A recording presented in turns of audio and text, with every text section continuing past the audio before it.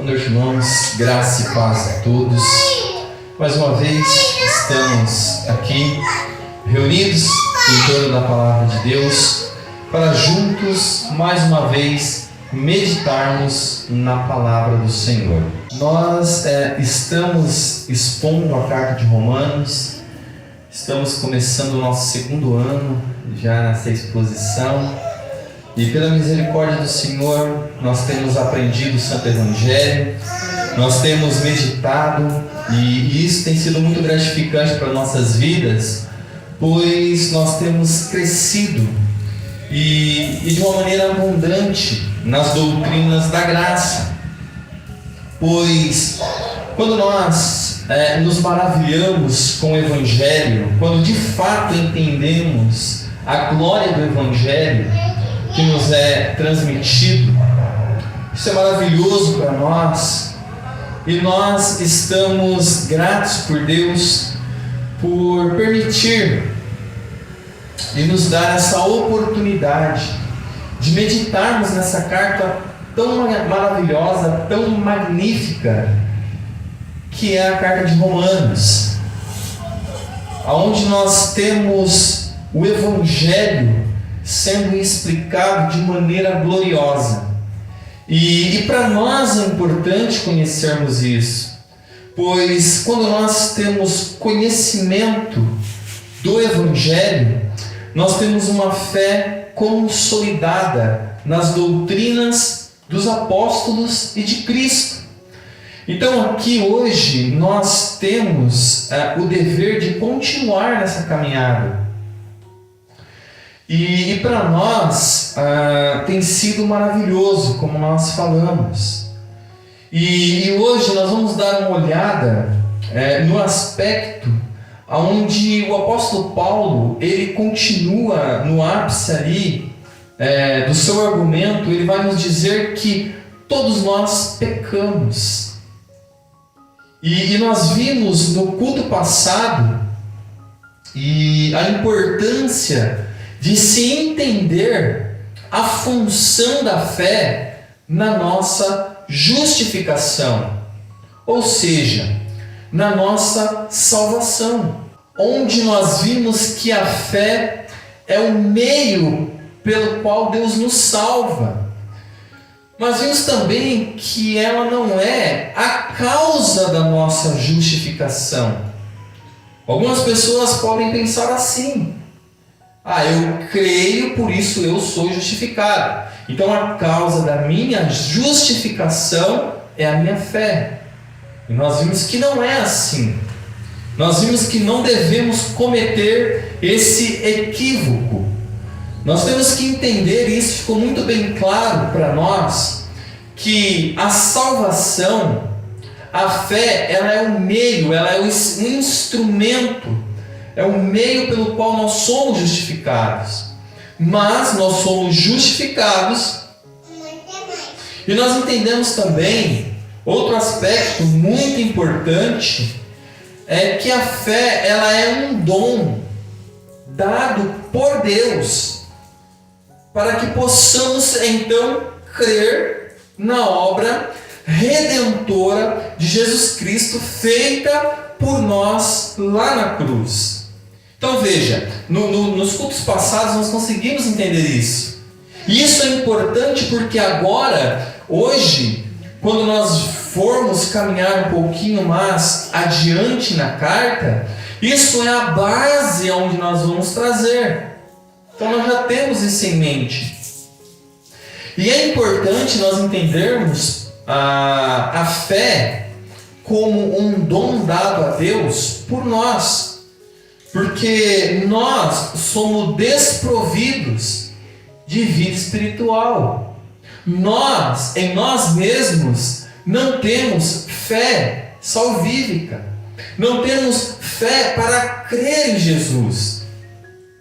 Então hoje nós continuaremos a meditar sobre a justificação pela fé e também os detalhes ricos que estão ainda no texto ao qual estamos meditando.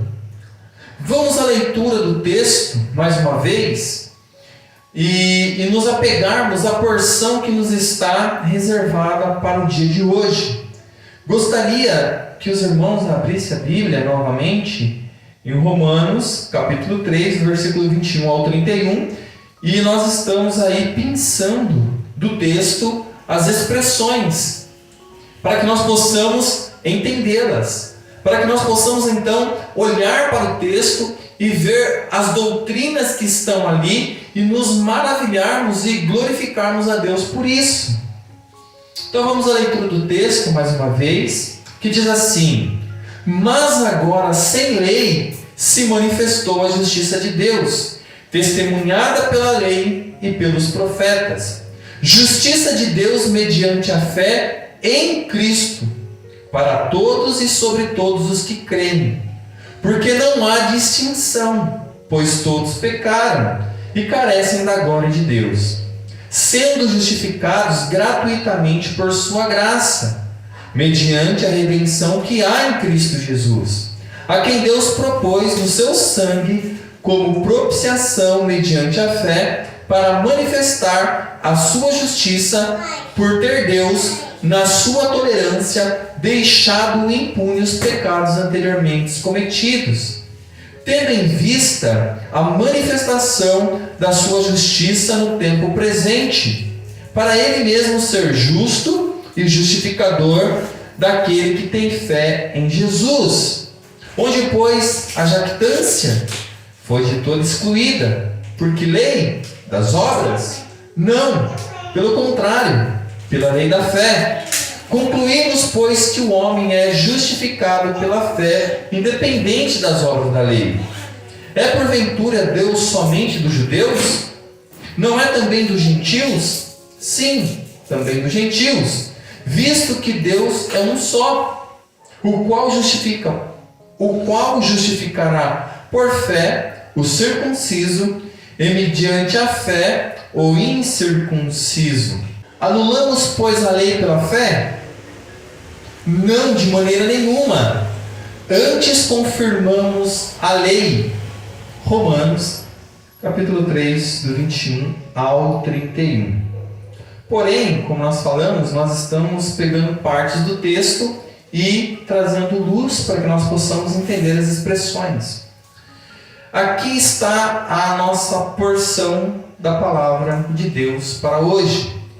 Justiça de Deus mediante a fé em Cristo Jesus, para todos e sobre todos os que creem, porque não há distinção, pois todos pecaram e carecem da glória de Deus, sendo justificados gratuitamente por sua graça mediante a redenção que há em Jesus Cristo.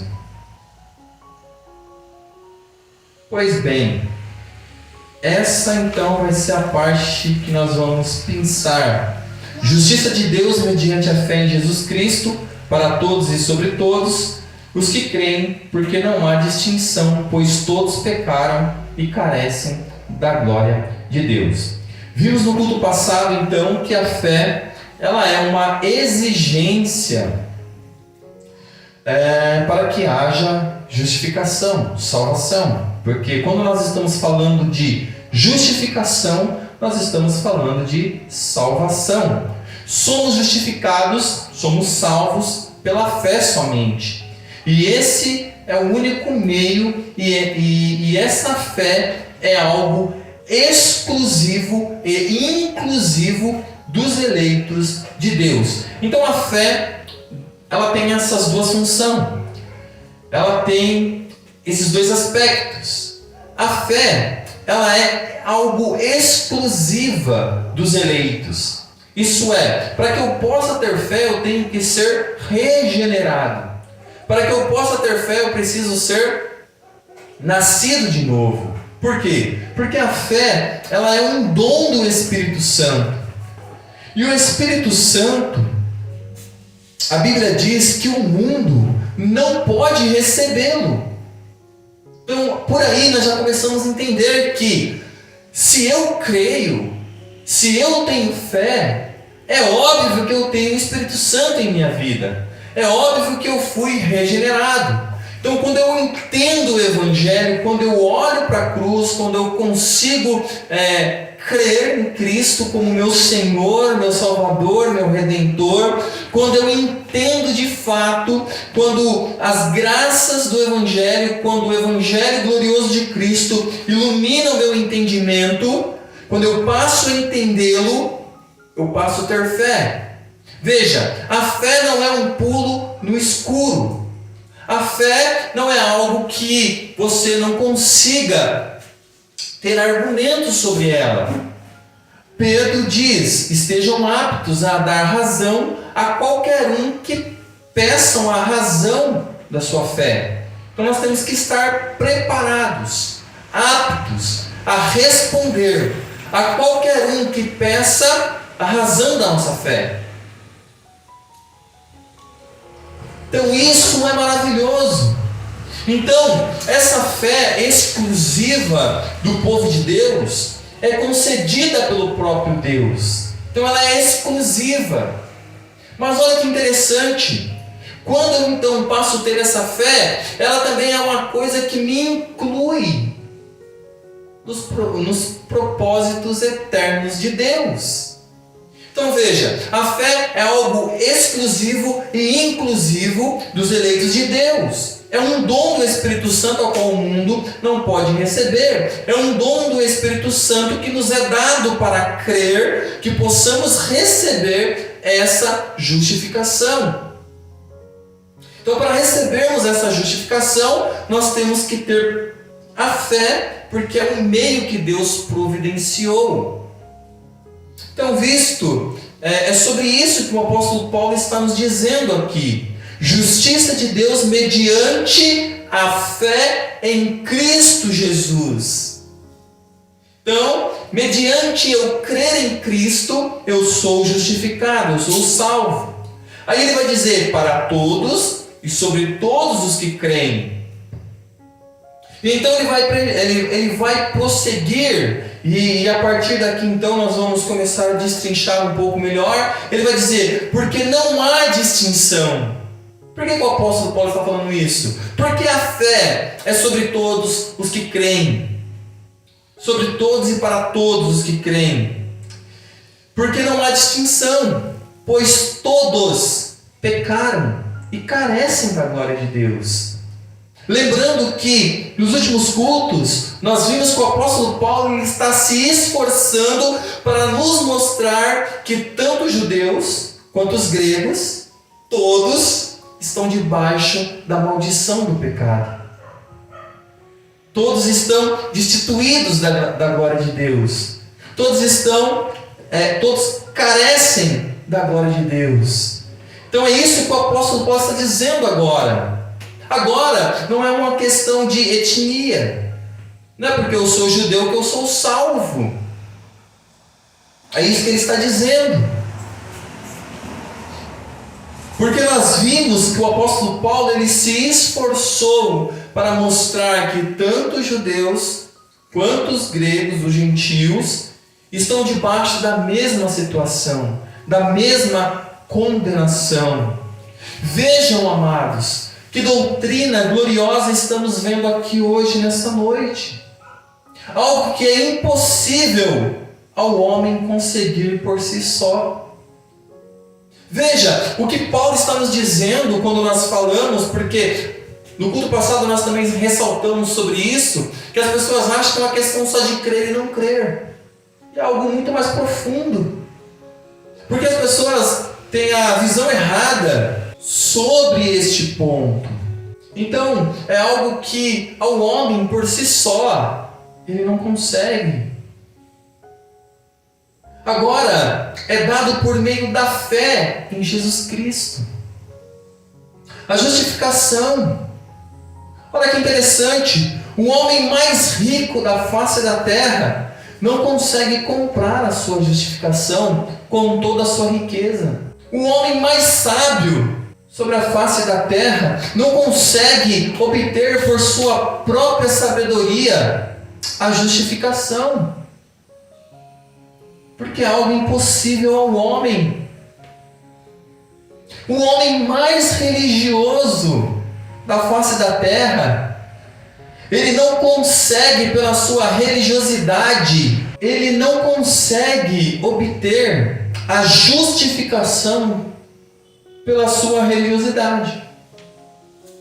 Veja como isso é complicado, como isso é difícil. Veja aquilo que nos é dado gratuitamente por meio da fé, os homens mais ricos e poderosos não conseguem.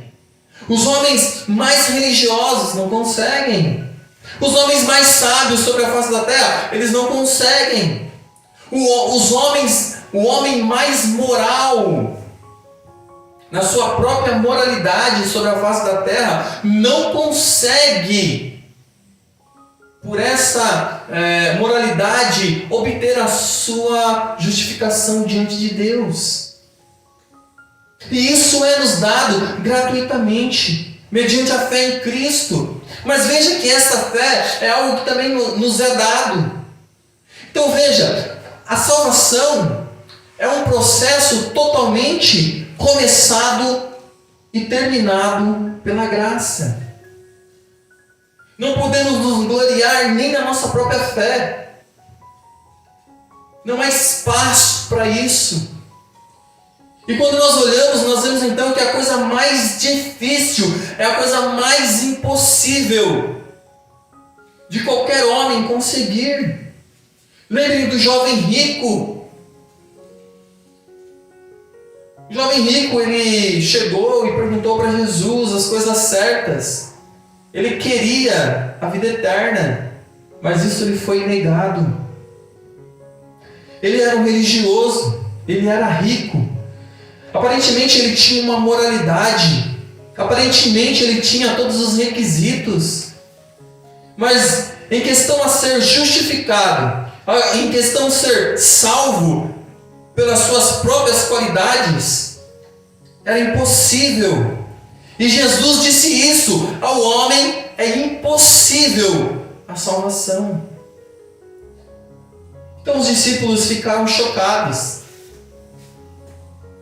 e fizeram uma pergunta: então, se é impossível, e agora? E aí Jesus então diz: o que é impossível para o homem é possível para Deus. E é interessante que as pessoas distorcem esse versículo glorioso para falar sobre coisas fúteis, sobre emprego, vida sentimental, saúde e outras coisas, enquanto ele está falando de algo estrondoso e maravilhoso. Jesus está falando da salvação, da justificação. Jesus está falando que não consegue o homem em si só, pelos seus próprios esforços, obter a salvação, a justificação. E aqui então, em Romanos, nós estamos vendo isso. O apóstolo Paulo, ele está dizendo para nós que é por meio da fé que nós somos justificados. Porém, essa fé não vem de nós também. É algo que nos é dado. Então, ele diz que é sobre todos e para todos os que creem. Então veja que ao homem é impossível a salvação. Mas para Deus tudo é possível. Por quê? Porque Ele é o Senhor, o Salvador. E Jonas diz que ao Senhor pertence a salvação. E nós estamos então diante dessa doutrina, quando nós falamos que somos justificados pela fé somente.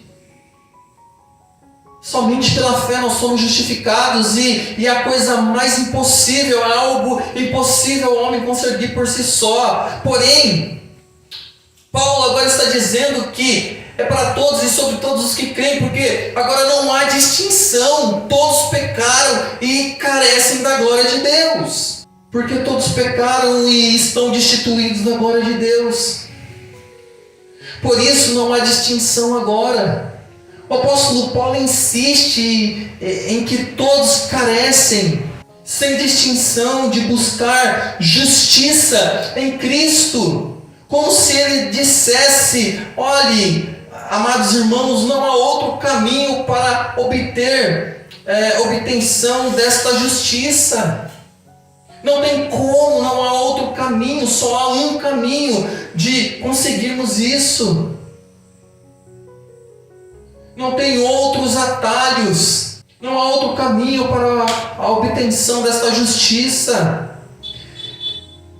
Então não há um método para justificar alguns e um outro método para diferenciado para justificar outros, senão que todos igualmente têm de ser justificados por meio da fé, já que todos são pecadores e ninguém tem como se justificar-se diante de Deus.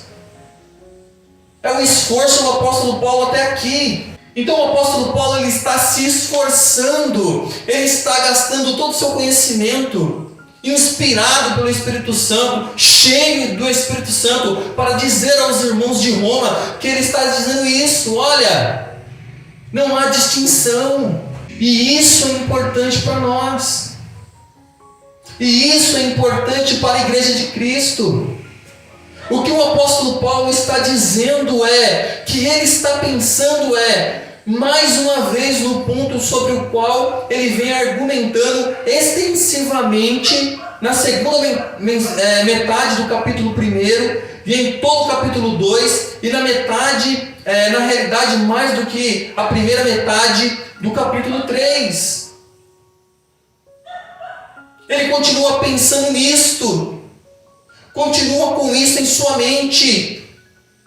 Esta distinção que os judeus estão traçando entre eles e os gentios. Por isso ele lhes responde de imediato, dizendo: não há diferença, não há distinção. Que doutrina maravilhosa! Ele está dizendo para nós: olha, não há diferença, não há distinção, porque todos pecaram e destituídos estão da glória de Deus. Quando nós estamos então nos 3 primeiros capítulos de Romano, tudo que o apóstolo Paulo tem a nos dizer é esse glorioso evangelho. E ele se esforça para mostrar para nós esse quadro da raça humana. Ele se esforça para mostrar para nós que todos pecaram e carecem da mesma graça. Todos pecaram e agora são salvos do mesmo jeito. Não há distinção, não há uma forma diferenciada. Não é que um se salvou de uma maneira e outros de outra maneira. Não é isso. O apóstolo Paulo está dizendo: agora só há uma maneira de ser salvo, como sempre foi em toda a história da Bíblia: pela fé.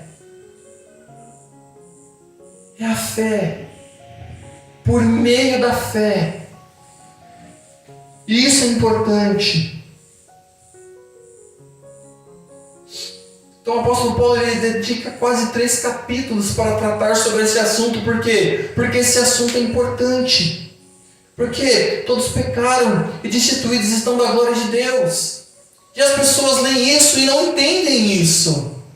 O triste da nossa geração é que muitas das vezes as pessoas abrem a Bíblia e não conseguem ver a grandeza das doutrinas que ali estão contidas. Na verdade, isso não é um hábito da nossa geração. Nós perdemos tempo demais com outras coisas e pouco tempo em olhar para a Bíblia e entender esse evangelho que diz a respeito da nossa eternidade, da nossa vida futura que começa agora. Nós não seremos cidadãos do céu quando morrer, nós já somos aqui na terra. Quando nós falamos de justificação e salvação, não estamos falando de algo que ainda irá acontecer. Estamos falando de algo que já aconteceu. Nós somos salvos por Cristo Jesus. E aqui o apóstolo Paulo então está dizendo para nós que não há diferença entre judeus e gentios, porque todos pecaram. Então, a justificação por fé é sobre todos e para todos os que creem. Ela é exclusiva. O apóstolo Paulo declara isso extensamente. Foi esse o clímax do seu grande argumento na primeira parte deste capítulo 3, onde ele provou que toda boca está ou esteja fechada e todo mundo seja condenável diante de Deus. Que não há diferença entre judeus e gentios, porque todos estão na mesma situação. Já dantes demonstramos que tanto judeus como gregos, todos estão debaixo do pecado. A que situação ele se refere quando diz que todos pecaram? Diz ele, e destituídos estão da glória de Deus. Que coisas ele está nos referindo? Para onde o apóstolo Paulo está querendo que nós olhemos? Isso é interessante, isso é profundo. Observem, amados, essas duas maneiras de descrever a condição em que o homem se encontra em consequência da queda. E nós não fazemos isso com muita frequência. Na verdade, as pessoas elas não gostam de fazerem isso. Vivemos numa geração vitimista. Vivemos uma geração assim, que não gostam de olhar para essas realidades que a Bíblia nos apontam. Então veja, são duas situações, duas maneiras de descrever a condição do homem após a queda. Ele diz, todos pecaram, diz ele. E aqui ele descreve o pecado em si mesmo e em seu caráter ativo. Foi isso que a queda do homem fez com a raça humana. Significa que todos pecaram. E o que significa pecado? Já fizemos aqui em nossa igreja um estudo sobre essa doutrina, a martiologia. E isso nos ajuda e muito aqui nessa parte. Pois quando entendemos o que é pecado, fica mais fácil olharmos adiante. Mas vamos relembrar o que é pecado. Permitam-me oferecer-lhes algumas definições de pecado. Pecado é errar o alvo, em vez de chegar ao alvo. Você está num lado ou no outro dele. Significa isso, amados irmãos. Significa fracasso em não atingir o padrão divino, ou em não estar à altura dele. Essa é a primeira definição do pecado. Segundo, o pecado é a anomia. E o que significa anomia? A anomia é estar sem lei ou fora da lei. E é isso que nós somos. Quebramos a lei. Não estamos no padrão da lei de Deus. Terceiro, o pecado é a falta de retidão. Falta de justiça, é não ser reto, direito e íntegro diante de Deus. Isso é pecado. Quarto, o pecado é transgressão. Esses termos você encontra por toda a parte da Bíblia. E o seu objetivo é trazer à luz o significado do pecado. Transgressão. O que seria transgressão? Transgressão é você seguir a sua própria vontade, e não a vontade de Deus, e não estar sujeito à palavra dele. E a coisa mais terrível é quando Deus entrega o homem ao seu próprio desejo, ao pecado. Pecado significa também iniquidade. Iniquidade é tudo que em si mesmo é errado. É algo patente, inerente e associalmente mal, essencialmente mal.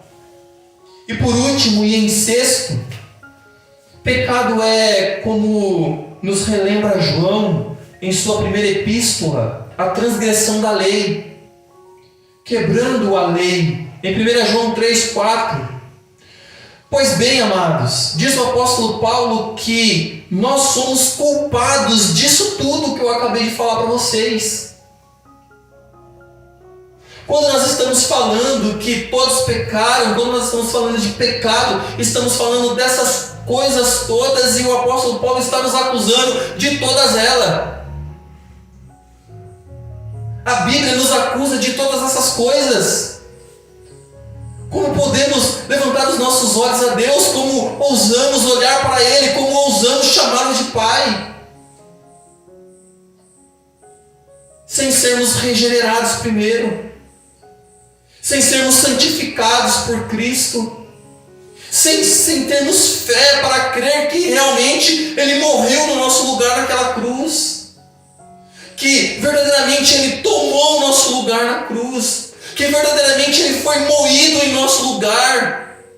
Que Deus derramou a sua ira infinita, destinada a nós, transgressores da sua lei, transgressores do seu mandamento. É isso. O apóstolo Paulo diz que pecado é tudo isso, e nós somos acusados de todas essas coisas. Veja o que o apóstolo Paulo diz, porque todos pecaram e destituídos estão da glória de Deus. A Bíblia diz que nós todos somos pecadores, filhos da ira, filhos da desobediência. E nós não gostamos de meditar sobre essas coisas. E nós não gostamos de ter o devido cuidado de ler o texto. E nós não temos o devido cuidado de nos assentarmos e entendermos essas verdades.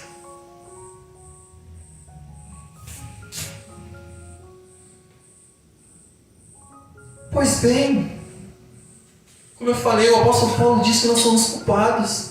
Ele explica amplamente nos versículos 10 a 18 e resume tudo com a palavra pecado.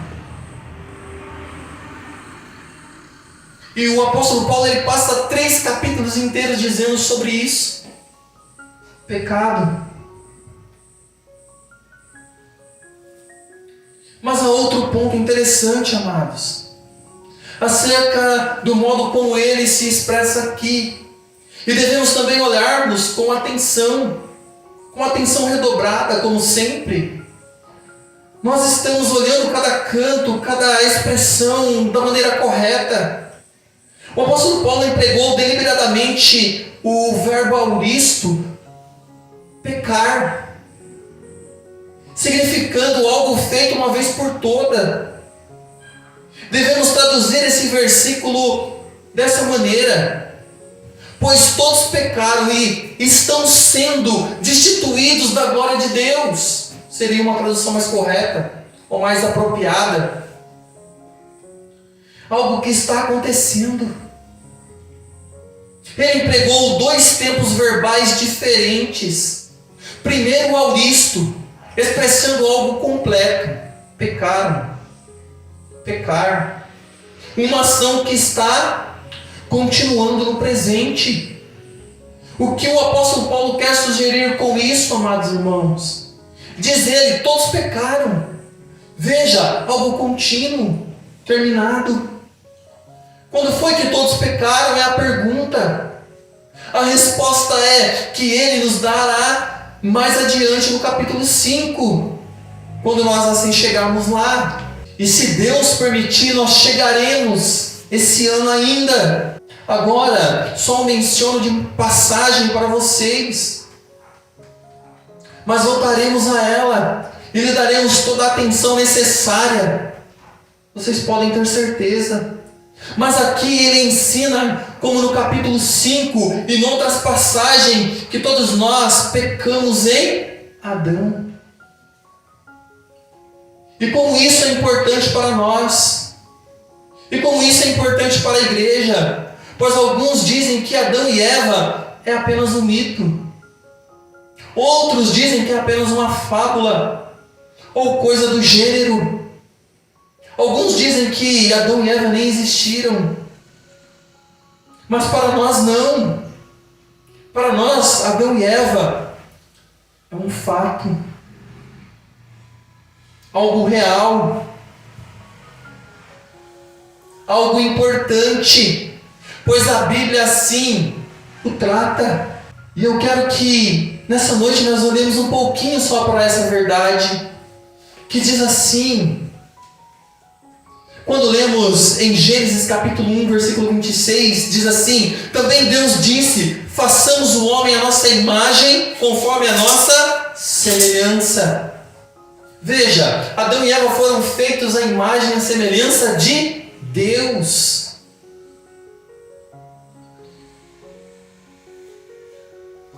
Agora olhem para Gênesis 5, 1. Este é o livro da genealogia de Adão. No dia em que Deus criou o homem, a semelhança de Deus o fez. Homem e mulher os criou e os abençoou e lhes chamou pelo nome Adão. No dia em que foram criados, viveu Adão 130 anos e gerou um filho, à sua semelhança, conforme a sua imagem, e lhe chamou Sete.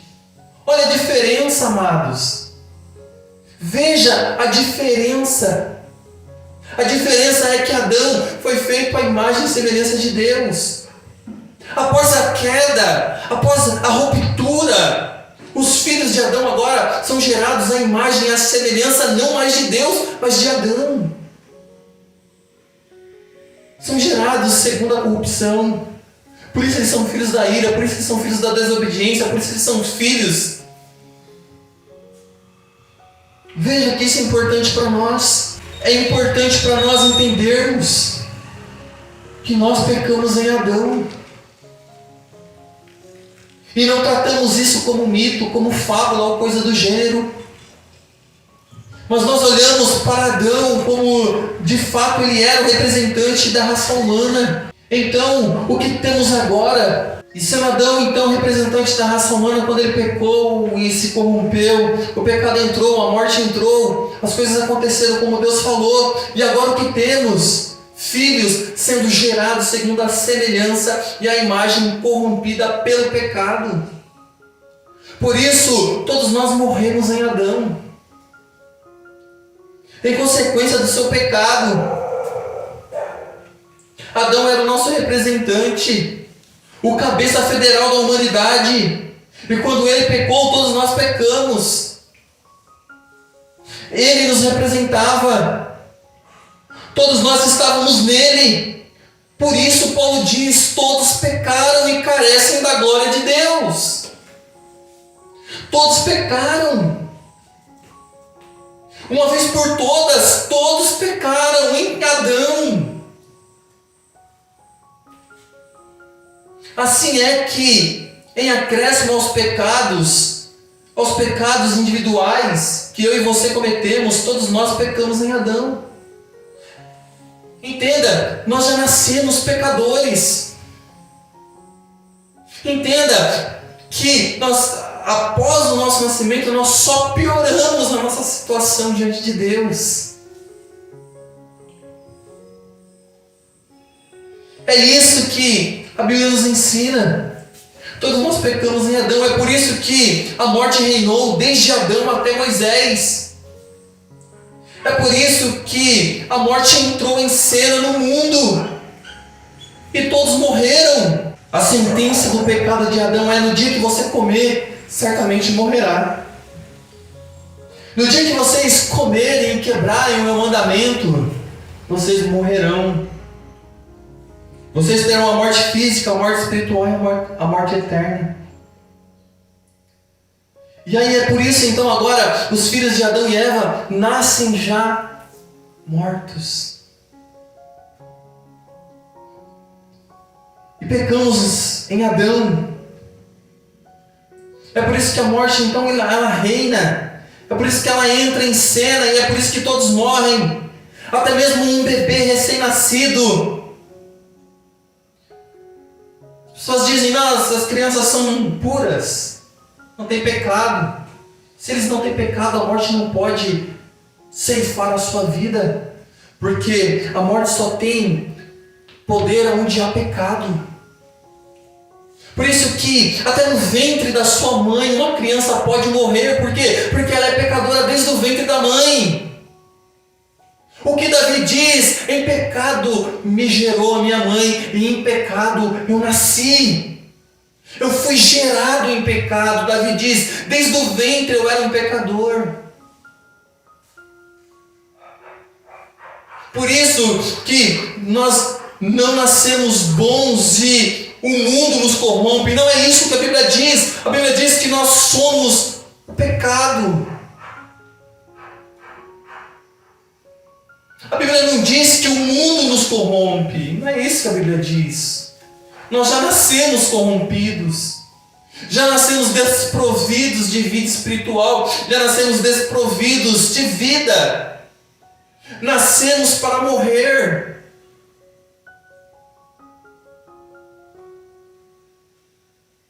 A morte é uma questão de tempo. Pouco tempo, diga-se de passagem, aqui nessa terra. A morte é a consequência do pecado, no qual todos participamos em Adão. Por isso, essa expressão que o apóstolo Paulo está dizendo aqui em Romanos, porque todos pecaram e carecem da glória de Deus, é tão importante. É claro que a justificação e a salvação agora não há distinção, são sobre aqueles que creem. Mas o apóstolo Paulo vai tratar um pouco mais à frente da nossa eleição eterna. Porque, lembra que nós estamos falando que desde o ventre da mãe, o pecado, nós já somos pecadores desde o ventre, já a nossa natureza é pecaminosa. É por isso que crianças no ventre morrem. E aí então, mais para frente, Paulo vai dizer que a eleição não é segundo o que fazemos de bem ou de mal. Sermos eleitos na eternidade antes da geração do ventre. Por isso que ele olha ali para Jacó e Esaú no ventre da mãe e diz: eu amei Jacó e eu odiei a Esaú ainda no ventre da sua mãe. No tempo apropriado, para que ele cresça em mim, eu concedi a fé. E eu regenerei ele. E eu não concedi a fé a Esaú. Não houve lugar de arrependimento para ele, ainda que com lágrimas nos olhos. Veja, nem o nosso pranto consegue nos justificar diante de Deus. A Bíblia diz que Esaú buscou lugar de arrependimento e não achou.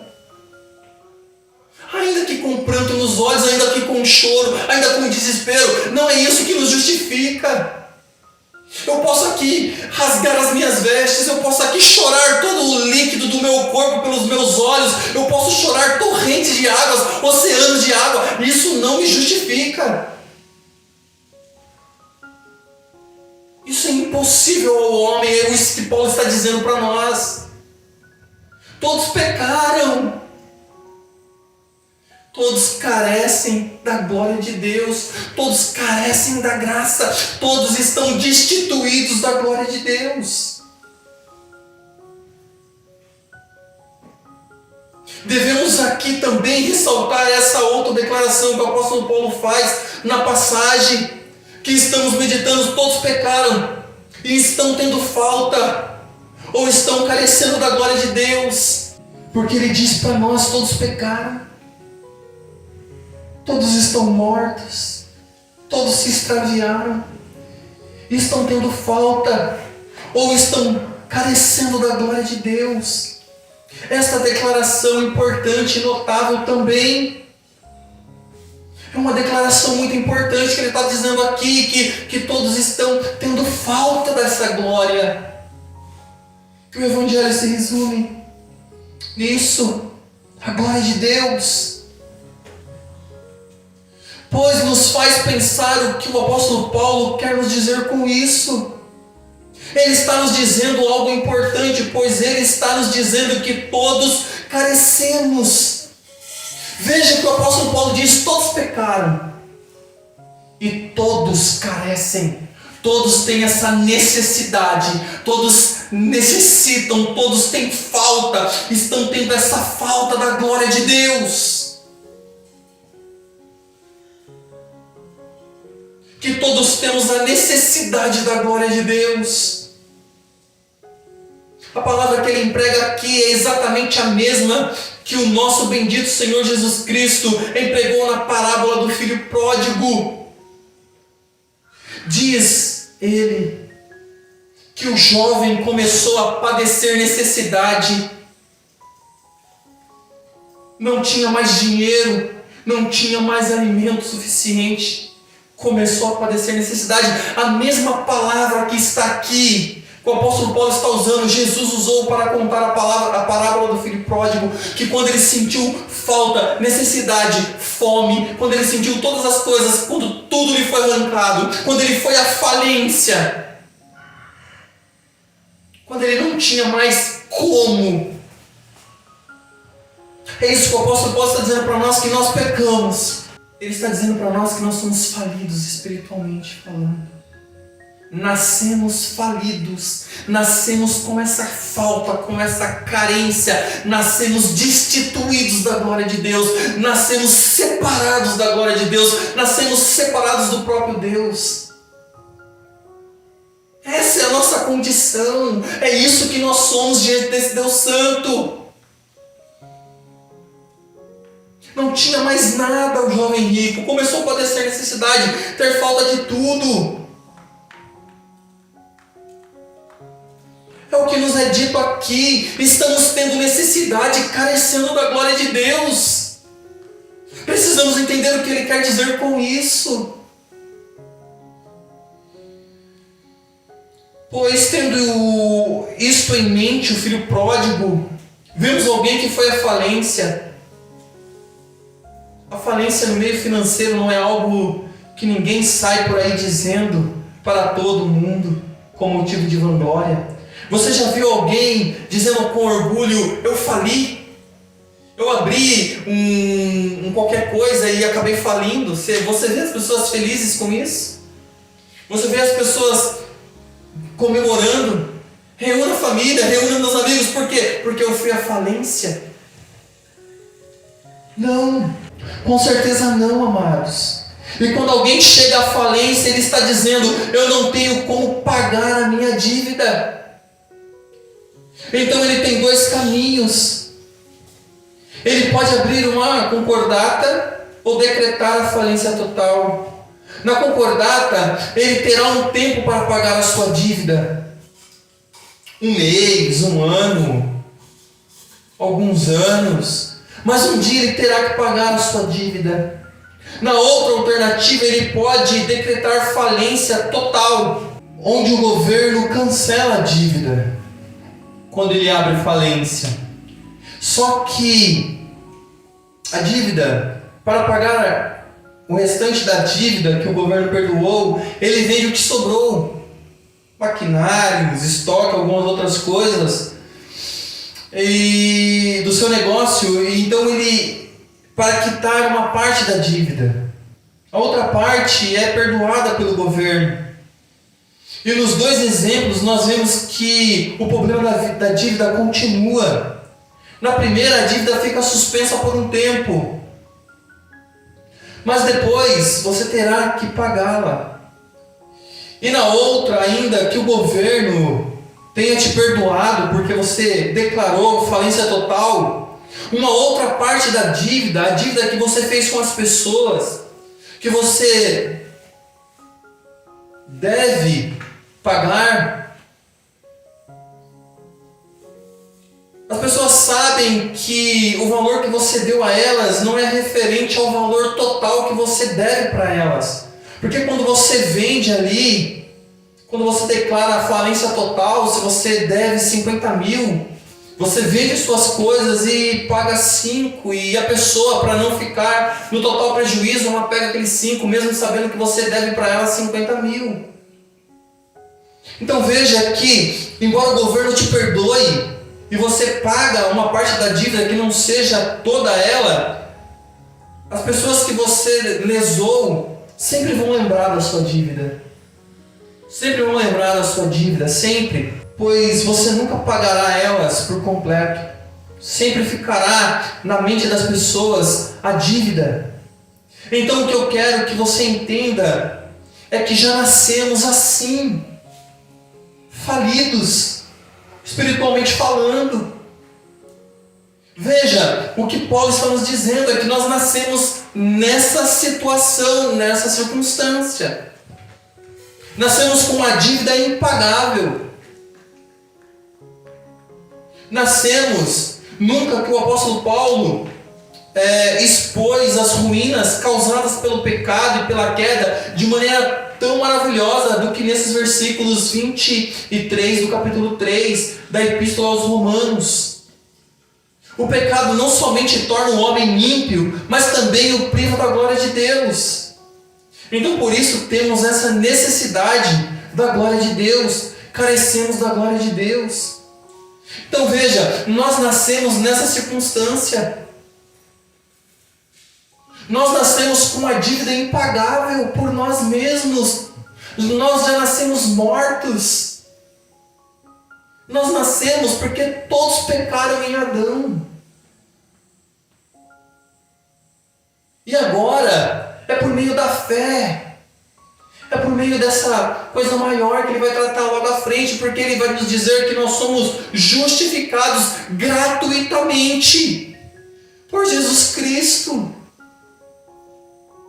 Veja, nós não temos como pagar essa dívida. Veja, esse exemplo que nós demos no meio financeiro não cobre todas as lacunas, mas nos dá uma noção básica. A pessoa que vai à falência, ela tem dois caminhos, mas ambos as dívidas continuam. Mas quando nós olhamos para Gálatas, ele diz que a nossa dívida foi cancelada. Ele diz que a cédula que nos era contrária foi cravada na cruz.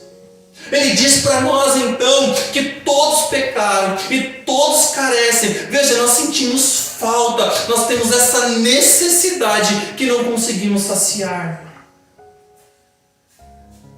Se isso não nos for dado, nós estamos doentes.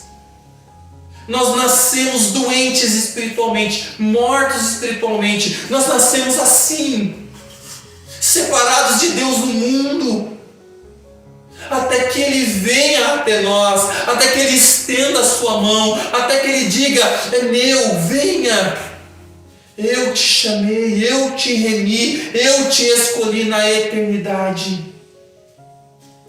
Amados, nós nascemos falidos, com uma dívida impagável. Só que Cristo, então, Ele paga a nossa dívida. E isso é importante para aquilo que nós iremos ver logo mais à frente.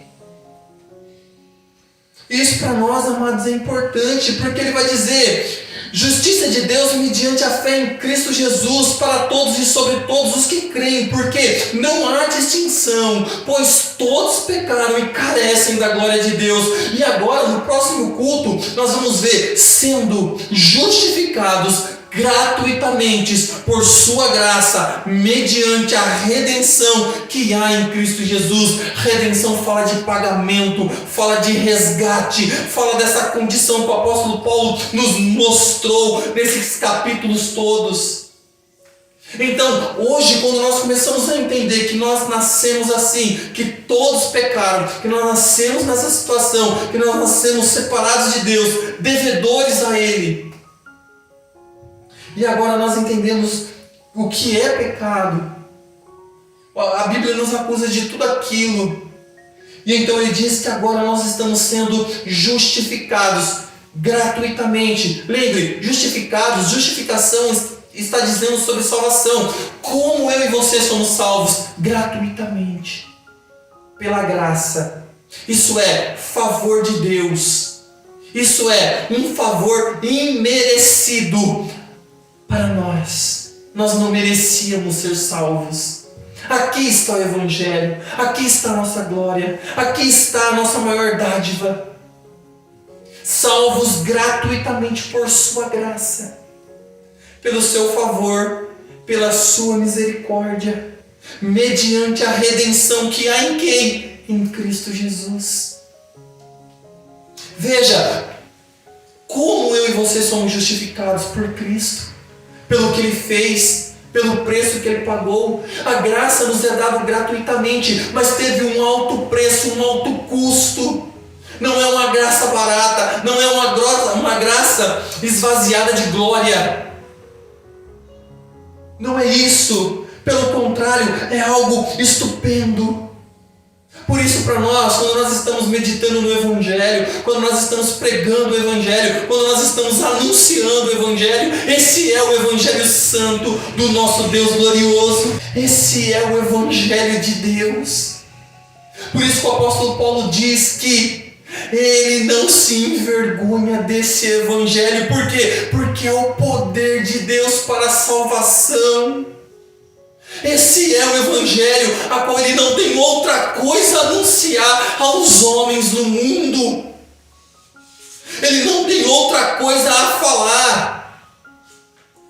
Ele não tem outra coisa a anunciar senão a Jesus Cristo e este crucificado. Veja, a cruz não pode ser algo esporádico em nossa vida. Eu ouço esse culto e só no final do ano eu vou ouvir de novo. Não, a cruz tem que ser constante. Por isso que quando nós pregamos, não pregamos para entreter nenhum homem, nós pregamos para conduzi-los à salvação. Nós pregamos para ensiná-los o Evangelho. Nós pregamos com a autoridade do Espírito Santo. E não devemos nos envergonhar disso.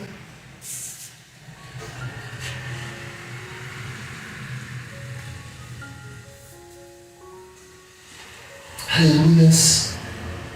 Eu não prego, amados, como se eu não precisasse desse Evangelho. Eu prego como eu sei que eu preciso desse Evangelho, assim como vocês. Assim que nós devemos pregar o Evangelho. Devemos pregar o Evangelho tendo essa certeza em nossos corações que todos nós aqui precisamos do Evangelho, porque todos nós seremos salvos da mesma maneira. Veja, eu não sou salvo de uma maneira e você de outra. Não é a minha fé maior do que a sua. Não é o meu conhecimento que me salva. Não é a minha dedicação, não é nada disso. É Cristo. Por isso, no próximo culto, então iremos olhar para sendo justificados gratuitamente por sua graça, mediante a redenção que há em Cristo Jesus, a quem Deus propôs no seu sangue como propiciação mediante a fé para manifestar a sua justiça. Aleluias. Vamos orar, vamos agradecer a Deus. Pai amado, obrigado, Jesus. Nós possamos dedicar, Senhor, cada vez mais, ó Pai, as nossas vidas em pregar esse glorioso Evangelho. Peço ao Seu Espírito Santo que agora continue trabalhando no coração de cada homem, de cada mulher, que Ele faça a sua obra com perfeição, como tem feito através dos anos, através da eternidade.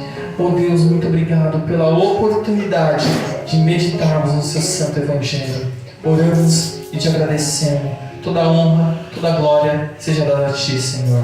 Amém, Jesus. Amém.